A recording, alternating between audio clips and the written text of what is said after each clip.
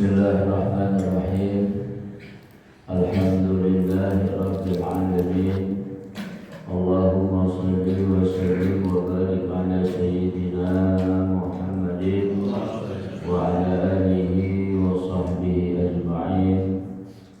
Amma ba'du, qul subhanaka la ilma lana illa ma 'allamtana innaka antal alimul hakim. Rabbi shrah li sadri wa yassir li amri wahlul 'uqdatam min lisani yafqahu qawli wahdi qalbi wa saddid lisani bi haqqi sayyidina Muhammadin sallallahu alaihi wasallam. Yang sama-sama kita hormati segenap pengurus dan DKM Masjid Jami Nurul Hidayah, khusus Abu Karam Urusan Daya, Bapak-bapak dan majelis taklim Sabtu subuh, yang mudah-mudahan pada kesempatan pagi hari ini kehadiran kita dan kebersamaan kita selalu diberkahi Allah Subhanahu wa taala dan diberikan kepada kita semua limpahan kebaikan dan keridhaannya dari dunia hingga akhirat. Amin ya rabbal alamin. Baiklah, pada kesempatan pagi hari ini seperti biasa kita masih melanjutkan pelajaran tauhid dengan panduan kitab Syifa 20, masih membahas seputar tentang kalimat la ilaha illallah Muhammadur Rasulullah, karena memang kalimat ini menjadi sumber pembahasan daripada ilmu tauhid. Jadi kita belajar ilmu tauhid itu adalah membahas tentang isi, muatan dan kandungan kalimat la ilaha illallah Muhammadur Rasulullah. Karenanya ketika kita membahas tentang iman, ya, minimal ada 3 hal yang terkait dengan keimanan kita agar iman di hati kita menjadi sebuah keyakinan. Sebab iman itu harus naik kelas, ya. Dari orang awam seperti kita akan naik menjadi khawas, orang-orang pilihan. Dari taklid menjadi makrifah, dari iman menjadi yakin, ya. Itu semua bisa kita dapat, ya, tingkat-tingkatan tersebut, ya, ketika kita mengetahui 3 perkara yang terkait dengan keimanan. Jadi yang pertama, bicara iman itu adalah bicara tentang lafzul iman. Lafzul iman itu artinya kalimat tauhid. Ya, lafzul iman itu adalah kalimat tauhid, yaitu kalimat la ilaha illallah Muhammadur Rasulullah. Sebab kalimat ini yang pertama kali kita dengar sebagai muslim ketika kita muncul ke alam dunia, ya. Waktu kita lahir tuh, di antara sunnah Nabi, ketika seseorang mendapatkan keturunan, lahir dia punya anak, ya, laki ataupun perempuan, maka yang pertama kali dilakukan adalah apa ya?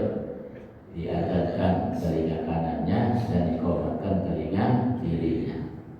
Itu di antara sunnah Nabi. Bahkan kalau orang berumah benar-benar habis keluar langsung, belum diurusin amal pun beranak, ya, belum dimandiin, belum dipotong tali pusarnya gitu, masih baru keluar benar, langsung bapaknya dipanggil untuk mengadarkan. Kalau sekarang kita punya anak akhirnya di bidan, udah rapih baru, udah dimandiin, udah, ya, wangi, baru bapak dipanggil, ya. Kalau orang dulu tuh begitu lahir langsung, karena memang sebelum dia mendengar suara-suara yang lain di alam semesta ini, diperdengarkan dulu kalimat-kalimat tauhid, ya. Jadi bayi itu diazanin bukan disuruh sholat. Jadi fungsi adzan itu bukan hanya untuk panggilan sholat, ya. Banyak fungsi adzan itu. Seperti sekarang yang sering terjadi, kalau ada hujan hujan campur angin ya, kita jangan panik, keluar rumah kita azan. Ya, itu azan adalah kalimat-kalimat untuk mengagungkan Allah Ta'ala. Sehingga kita aja nih kalau lagi beraktivitas apapun dengan suara azan harus berhenti. Yang ngapain? Menjawab panggilan tersebut. Gitu kan? Iya. Jadi kalau ada kebakaran, ada angin puting beliung, hujan deras yang kira-kira menyeramkan gitu, kita ada. Itu alam semesta ketika mendengar suara azan, dia dengan sendirinya akan reda. Karena azan itu adalah kalimat-kalimat untuk mengagungkan Allah Ta'ala sebagai pencipta. Termasuk ketika bayi baru lahir, kenapa diazanin? Untuk memasukkan kalimat tauhid. Sebab dalamnya ada kalimat syahadat, gitu kan? Asyhadu an la ilaha illallah wa asyhadu anna Muhammadar Rasulullah. Dan itu kalimat-kalimat itu yang pertama kali akan didengar oleh si bayi dan langsung masuk ke dalam lubuk hatinya. Ya, itu makanya bicara iman pertama bicara lafzul iman, bicara tentang lafaznya, bacaannya. Apa itu bacaannya? Ya ini yang menjadi sumber ilmu tauhid adalah kalimat la ilaha illallah Muhammadur Rasulullah. Ini sama ulama tauhid dibahas kalimat ini ya dari segi jumlah hurufnya, dari segi jumlah kalimatnya gitu ya. Karena mengandung ya makna yang luar biasa. Sehingga kita yang pertama dianjurkan terhadap kalimat ini untuk memperbanyak membacanya. Ya, jadi sekali lagi jadikan kalimat la ilaha illallah menjadi bacaan wajib dalam keseharian kita. Artinya dalam setiap hari jangan sampai kosong daripada zikir dengan kalimat la ilaha illallah. Ya, itu Nabi Musa pernah minta amalan sama Allah Ta'ala, amalan khusus. Kata Nabi Musa, buat diri saya ya Allah. Yang dikasih sama Allah, ini kalimat ini. Kata Allah, baca oleh la ilaha illallah.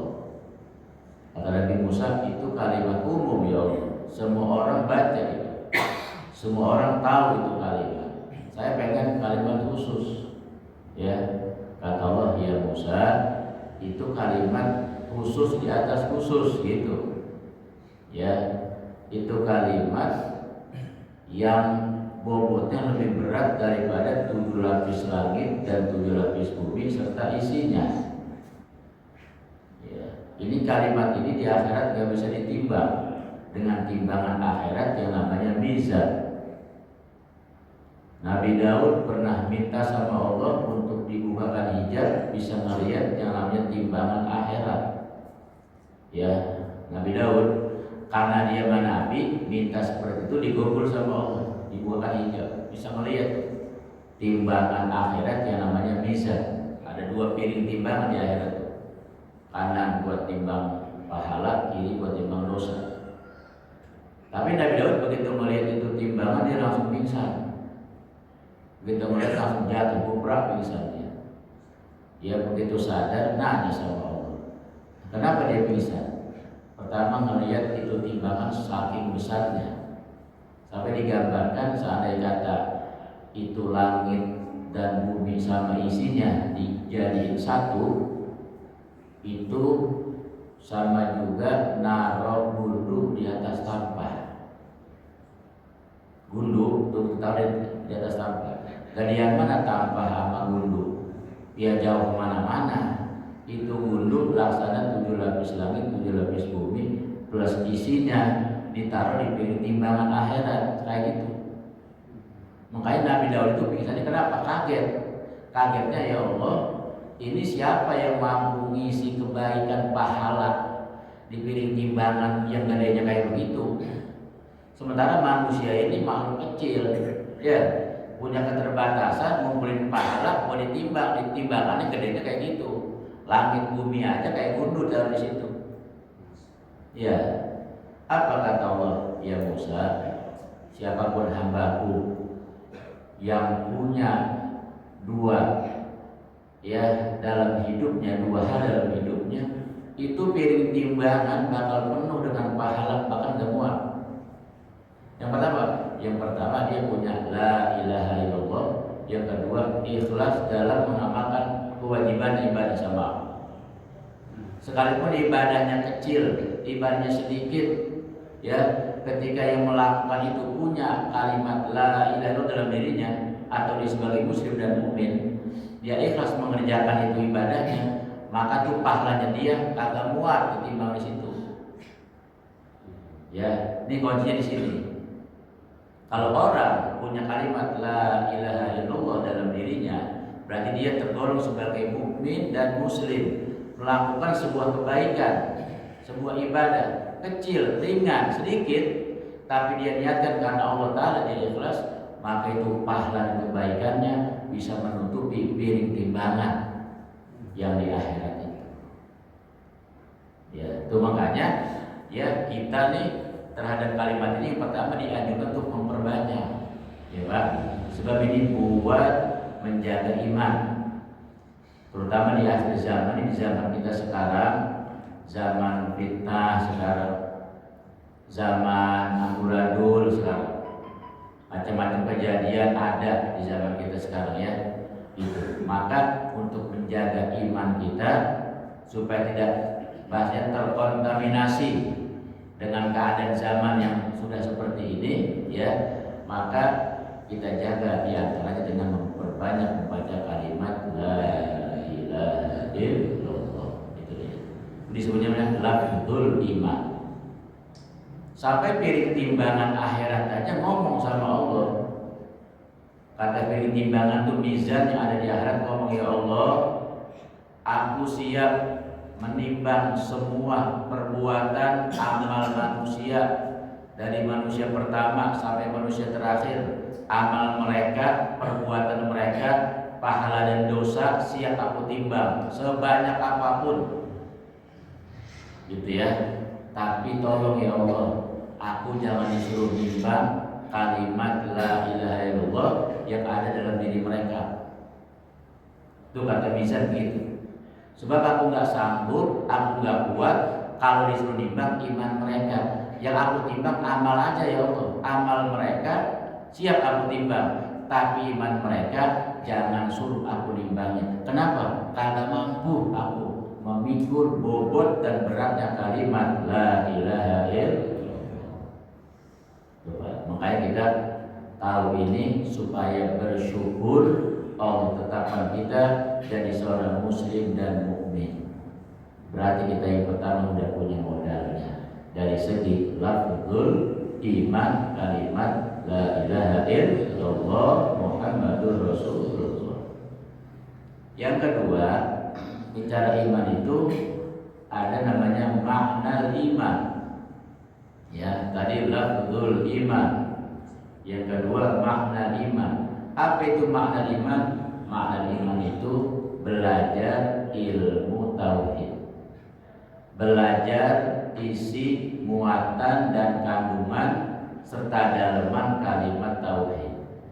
Ini kalimat secara bacaan pendek, singkat, mudah dihafal, setiap orang bisa mengucapkannya. Jangankan kita orang Islam, orang di luar Islam saja kalau sekali dengar langsung hafal ya. Orang kalimatnya pendek, ya mudah diucapkan, tapi punya daleman, punya isian, punya kandungan yang namanya makna tauhid. Apa itu? Belajar ilmunya, ya, yang disebut dengan ilmu usuluddin atau ilmu tauhid atau ilmu akidah atau ilmu kalam. Itu nama ilmunya banyak, dalamannya satu sama. Atau istilah orang kampung dulu disebut ilmu sifat 20 gitu. Ini yang setiap 2 minggu sekali kita bahas. Ini kita ngaji subuh nih setiap 2 minggu sekali, Sabtu pagi ya. Kita lagi membahas isi, muatan dan kandungan kalimat la ilaha illallah Muhammadur Rasulullah. Jadi bukan cuma kita ucap secara bacaan, bukan cuma kita baca secara lafaz, tapi juga kita pengen tahu isi muatannya, isi kandungannya. Kenapa? Sebab kata Habib Usman yang ngarang kitab Sifat 20 ini, supaya kalimat tadi betul-betul meresap dan nyerap dalam diri kita, dalam hati kita, dalam jiwa kita, bahkan dalam darah daging kita, biar meresap. Sebab kalau sudah meresap kalimat tersebut, itu pertanda orang tersebut akan menjadi raja besok di akhirat, bakal punya istana yang mewah dan megah, bakal dapat taman-taman yang indah, bakal dapat kenikmatan yang tidak terhingga. Ya, kenapa? Karena besok ketika mati, dalam dirinya, dalam hatinya ada kalimat la ilaha illallah. Jadi di lisannya dia baca, di hatinya dia memiliki makna kalimat tersebut. Ya, makanya kita selama kita hidup jangan pernah berhenti ngaji ilmu tentang kalimat tauhid. Urusan paham atau nggak paham, ngerti atau nggak ngerti, itu urusan nomor sekian. Ya, orang dulu kan begitu, orang-orang tua kita dulu nih, terutama di kampung rawa lah, nggak usah jauh-jauh. Ngomong kita tuh orang-orang yang nggak bisa baca tulis, ya Pak ya, nggak bisa baca, nggak bisa tulis, emang dulunya kagak sekolah, apalagi hidup di zaman penjajah, zaman Belanda, zaman Jepang, boro-boro sekolah. Makanannya susah gitu ya, sehingga mereka nggak bisa baca tulis. Tapi urusan ngaji selalu nomor satu. Orang-orang tua kita nenek dulu tuh bukan cuma mereka belajar ilmu tauhid ya, tapi mereka hafal. Nggak bisa baca, nggak bisa tulis, tapi mereka hafal tentang sifat 20. Ya, termasuk ini negara bisa merdeka. Ya, ingat, negara kita merdeka itu karena di atas kalimat la ilaha illallah Muhammadur Rasulullah. Itu yang menjaga keimanan bangsa Indonesia. Sebab kita dijajah sama Belanda berapa tahun? 10 tahun, 20 tahun, berapa? 360 tahun. 360 tahun dijajah sama Belanda. Belanda datang kemari bukan cuma menguasai kekayaan negara doang, tapi mereka juga membawa keyakinan mereka, membawa paham agama mereka. Ya, bawa agama bukan Islam gitu ya, bawa agama Kristen kemari dia. Bayangin, seharusnya secara logika sebuah negara yang dijajah dengan tempo waktu yang 360 tahun begitu lama, seharusnya ya Indonesia jadi Kristen semuanya, gitu kan? Semuanya begitu. Karena Belanda itu punya segalanya, dia bisa memaksa kita, bukan cuma dari segi ya kekayaan yang diambil, bahkan bisa juga dirampas keimanan orang-orang Indonesia. Seharusnya kita ini udah jadi orang Kristen. Sebab kenapa? Sebab agama yang dibawa sama Belanda bukan agama Islam. Tapi kenapa 360 tahun Belanda jajah, tetap keyakinan kita bangsa Indonesia menjadi muslim terbesar di dunia. Sebab perjuangan para pahlawan bukan cuma dengan senjata, apalagi senjatanya cuma tombak, panah, pedang, ya lawan senjata yang modern. Itu mereka negara kita mereka berlandaskan kalimat la ilaha illallah Muhammadur Rasulullah. Dengan mempertahankan itu tuh, maka Allah berikan kita kemerdekaan. Jadi jangan sampai lupa nih, Indonesia ini bisa merdeka semata-mata anugerah dari Allah Ta'ala dengan sebab para pahlawan kita, para pejuang kita mempertahankan kalimat la ilaha illallah Muhammadur Rasulullah. Ya, kata orang-orang tua kita, lu ngambil ke Indonesia bawa pulang, bawa tuh, ya rempah-rempah bawa, apa yang kira-kira bawa. Tapi urusan akidah Ya, mereka siap mati, mereka siap perang. Itu tuh. Maka ketika mereka mendahulukan itu, Allah menolong mereka dengan kemenangan. Jadi kita sekarang generasi penerus harus bersyukur ya. Tuh, makanya apa yang sudah mereka perjuangkan, terutama menjaga kalimat la ilaha illallah, harus kita lestarikan, gitu ya. Jangan sampai hilang mempelajari ilmu tauhid. Kita ngaji tauhid bukan cuma buat diri kita, tapi kita niatkan buat melestarikan ajaran para pejuang dan pahlawan kita yang sudah menjaga keyakinan kita bangsa Indonesia menjadi muslim. Ini kalimat nggak main-main ya Pak ya. Ini besok masuk kuburan yang ditanya ini dulu. Ya, itu pertanyaan mengkanakan man rabbuka wa man nabiyuka, sama juga masuk kemari bawa apaan, kalau kata gitu ya. Bawa apaan kemari? Bawa kalimat la ilaha illallah. Kamu kan punya itu, waktu itu dalam punya ke bawah ke kemari.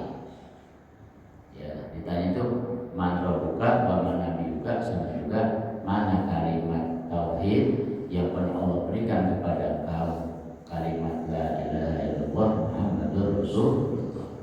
Maka kewajiban kita sekarang ini kita ngaji setiap Sabtu pagi khususnya semata-mata buat menjaga ya, mempertahankan kalimat itu agar terbawa dari dunia hingga akhir. Ya, itu namanya disebut makna tauhid. Yang ketiga namanya muqtadal iman. Tadi ada lafzul iman, ada makna iman, ada muqtadal iman. Yang ketiga, muqtadal iman itu apa? Muqtadal iman itu tuntutan keimanan. Ya, jadi di lisan kita sudah ucapkan kalimat tersebut, di hati sudah kita yakinin akan maknanya dengan cara kita belajar ilmunya. Maka yang ketiga, iman menuntut kita untuk kita buktikan secara amal. Jadi muqtadal iman itu Pak, ngejalanin perkara-perkara ibadah kepada Allah Ta'ala. Sebab ibadah itu merupakan bukti keimanan kita kepada Allah. Ya, jadi kalau kita mau sadari, kita sekarang bisa sholat, bisa ngaji, Ramadan kita bisa puasa, ya, yang mampu bisa melaksanakan zakat, haji dan lain sebagainya, termasuk ibadah-ibadah sunnah yang lainnya, baik itu ibadah kaitannya hablum minallah ataupun hablum minannas, itu merupakan semua ini disebut namanya muqtadal iman. Kalau kita udah punya ini, berarti lengkaplah sudah kita memiliki perkara keimanan yang disebut dengan mukmin kamil, seorang mukmin yang sempurna. Sempurna imannya, sempurna amalnya. Kenapa? Sebab 3 T-nya dia punya. 1, dia punya bacaan kalimat la ilaha illallah. 2, dia mempelajari isi daripada kalimat tersebut dengan ngaji tauhid. Yang ketiga, dia ibadah. Maka tahu atau nggak tahu, sadar ataupun nggak sadar, kita sekarang ini sesungguhnya sudah menjadi mukmin kamil, orang mukmin yang sempurna. Alhamdulillah. Maka jagalah sampai kita meninggal dunia, jangan bergeser dari posisi tersebut. Ya, emang besok mati membawa apaan kita, ya kan? Jangan kita nih orang-orang yang punya dunia, ibaratnya sekarang ada kali ada orang terkaya sedunia, duitnya masya Allah, tapi banyaknya nggak ketampung, misalnya begitu. Tapi apakah besok ketika dia mati masuk kuburannya diurungnya pakai duit? Oh, dia jangan pakai tanah, diurungnya pakai duit aja karena duitnya banyak, begitu. Gak bakal, tetap aja diurungnya pakai tanah. Itu menunjukkan bahwa kita ini kembali kepada tanah. Jadi jasad kita nih sekarang, ya, ini dari tanah kembali ke tanah. Besok kita menghadap Allah dengan rohani kita. Ya, makanya rohaninya mesti hidup. Hidupnya rohani dengan iman, dengan kalimat la ilaha illallah, dan sehatnya rohani dengan ibadah kepada Allah Ta'ala. Ya, jadi itu rangkaian dalam rukun Islam, ya Pak ya. Rukun Islam yang 5 itu memberikan isyarat. Yang pertama syahadat, ya, itu mengucap 2 kalimat syahadat adalah simbol keimanan. supaya rohani kita ini hidup. Sebagaimana jasmani sekarang hidup, hidupnya pakai nyawa, pakai roh. Ya, rohani juga harus hidup, hidupnya pakai iman kalau rohani. Ya, ketika orang di hatinya ada kalimat la ilaha illallah, berarti rohaninya hidup di hadapan Allah. Itu. Jangan sampai jasmani kita hidup, tapi rohani kita mati karena nggak punya keimanan kepada Allah Ta'ala. Sebab orang yang nggak punya iman kepada Allah Ta'ala, di hatinya nggak ada kalimat la ilaha illallah, dalam pandangan Allah orang tersebut sudah mati. Kalau udah mati, orang mati udah gak manfaat artinya ya, gitu. Ya ada orang miara sapi misalnya nih, dari kecil ya piara ya, sampai gede itu sapinya, besar, gemuk, banyak dagingnya. Ini kalau datang Idul Adha dijual bisa laku 100 juta misalnya. Tiba-tiba begitu pagi-pagi dilihat itu sapi sudah mati diletak di kandang. Itu kira-kira dia ngomong ini sayang nih, sapi gue gede banget, gue potong aja dah. Ntar daging gue bagi-bagi tetangga. Kira-kira tetangga mau nggak terima tuh dagingnya? Kalau dia tahu sapi udah mati baru dipotong, nah, dia pasti enggak. Kenapa? Bangke. Gitu. Tetangga, Pak, daging udah bangke, Pak, jangan pakai dipotong, dikasih orang dagingnya. Ini ya sesuatu yang dilarang, haram hukumnya makan bangke. Jadi di kemana ya sapi saya mana gede banget? Ya pendem, orang udah mati gak manfaat gitu. Tuh orang kalaupun fisiknya sehat dan kuat, kalau rohaninya mati besok di akhirat ya dibuang ya ke dalam neraka karena udah gak manfaat, sebab rohaninya mati gara-gara tidak punya kalimat la ilaha illallah.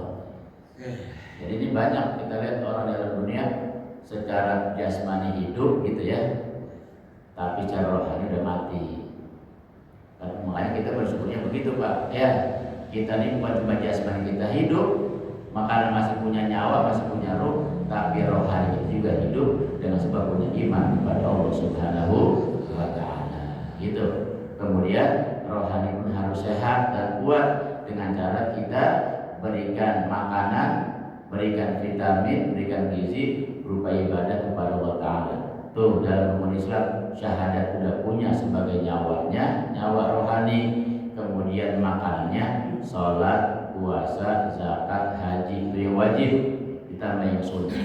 Kalau kita kerjain itu berarti rohani kita bukan cuma hidup tapi sehat dan kuat. Sebab besok mati menghadap Allah bukan dengan jasmani. Sesehat apapun jasmani, sekuat apapun jasmani, ketika mati masuknya ke dalam tanah, dipendem dari tanah kembali kepada tanah. Tapi menghadap Allah dengan rohani kita. Rohani harus hidup dengan iman, rohani harus sehat dengan ibadah. Itu dia. Dan kalau sekarang kita udah punya itu, syukurillah. Alhamdulillah ya Allah, Engkau sudah berikan aku nikmat yang luar biasa, nikmat iman kepada Engkau dan nikmat bimbingan bisa ibadah kepada Engkau. Jaga itu sampai mati untuk modal kita besok mendapatkan surga Allah Subhanahu wa Ta'ala. Jadi banyak orang yang hidup secara jasmani, sehat secara jasmani, tapi banyak yang nggak tahu kalau rohaninya bukan cuma sakit, tapi rohaninya sudah mati. Yes. Jadi kalau rohaninya sakit siapa itu? Rohaninya sakit itu Pak, dia orang Islam, dia beragama Islam, dia beriman sama Allah ya. Tapi kalau dia nggak ada ibadah, nggak sholat, nggak puasa, ya pokoknya kewajiban ibadah kepada Allah dia nggak jalani, itu rohaninya hidup tapi sakit gitu. Kan ada orang jasmani hidup tapi sakit, geletak aja, atau di ruang ICU dirawat untuk berbulan-bulan, nggak bisa ngapa-ngapain. Itu masih hidup ya orang di ruang ICU, masih orang masih ada napasnya, tapi geletak aja nggak bisa ngapa-ngapain karena sakit. Rohani juga begitu, rohaninya hidup karena punya iman sama Allah, karena beragama Islam, tapi sakit. Kenapa? Ya Islam doang kagak ibadah itu. Jadi orang yang tidak ibadah kepada Allah Ta'ala itu lagi bikin sakit rohaninya. Takutnya rohaninya udah ada di ruang ICU gitu. Ya, Dan itu ketika orang di ruang ICU khawatir imannya bakal dicuri oleh siapa? Oleh musuh yang namanya setan. Ya, coba ya. Jadi kita punya musuh nih, setan, mikirnya itu. Makanya jaga itu rohani biar sehat dengan apa? Dengan menjalani muqtadal iman, kewajiban ibadah kepada Allah Subhanahu wa taala. Ya, nah, mudah-mudahan ini bisa menjadi pencerahan buat kita. Bahwa hidup di alam dunia yang paling utama, yang paling penting, yang paling pokok bukan masalah materi, bukan masalah harta dan lain sebagainya. Itu hanya faktor tambahan buat supaya kita bisa menjalani hidup, ya, dan bisa kita jadikan sebagai penopang sarana ibadah kepada Allah Ta'ala. Tapi yang pokok, yang utama dalam hidup kita sudah miliki yang tiga ini. Apa itu? Lafzul iman, makna iman, dan muqtadal iman. Kita membaca kalimat la ilaha illallah, kita mempelajari ilmu kalimat la ilaha illallah, dan itu kita melaksanakan kewajiban ibadah kepada Allah Ta'ala sebagai bukti ya keimanan kita kepadanya. Mudah-mudahan kita bisa istiqomah dari hidup sampai meninggal dunia dalam keadaan yang seperti ini, ya, sehingga besok ketika berdiri dipanggil menghadap Allah Ta'ala kita semua dapat membawa husnul khotimah, bawa iman, bawa Islam, bawa ibadah, sehingga kita selamat, ya, dan bahagia menghadap Allah Subhanahu wa taala. Amin ya rabbal alamin. Ya, sampai di sini pengajian kita pada pagi hari ini. Mudah-mudahan sedikit yang kita bahas ini ada manfaatnya, ya, bisa memperkuat iman kita, bisa memberikan motivasi ibadah kepada kita sehingga hidup kita manfaat dunia dan akhirat. Al-Fatihah. A'udzubillahiminasyaitonirrajim. Bismillahirrahmanirrahim. Alhamdulillahirabbil alamin. Arrahmanirrahim. Maliki yaumiddin. Iyyaka na'budu wa iyyaka nasta'in. Ihdinas siratal mustaqim. Siratal ladzina an'amta 'alaihim ghairil maghdubi 'alaihim waladdallin. Amin. Rabbighfir lana wa liwalidayna. Amin. Bismillahirrahmanirrahim. Alhamdulillahirabbil alamin. Allahumma shalli ala sayyidina Muhammad wa ala ali sayyidina Muhammad. Allahumma inna nas'aluka ilman nafi'an wa amalan shalihan maqbulan wa rizqan halalan thayyiban kathiran mubarakan wasi'an min ghairi 'abi wa la masyaqqati wa la dhair. Allahumma ja'al jam'ana hadha jam'an marhuma wa tafarraqana min ba'di tafarraqan ma'suma wa la taj'al fina wa la minna wa la ma'ana syaqiyan wa la matrudan wa la mahruma bi rahmatika ya arhamar rahimin ya arhamar rahimin ya arhamar rahimin. Rabbana atina fid dunya hasanah wa fil akhirati hasanah wa qina adzabannar. Wa sallallahu ala sayyidina Muhammad wa ala alihi washabihi wasallam. Subhana rabbika rabbil izzati amma yasifun wa salamun alal mursalin walhamdulillahi rabbil alamin. Sekian, assalamualaikum warahmatullahi wabarakatuh.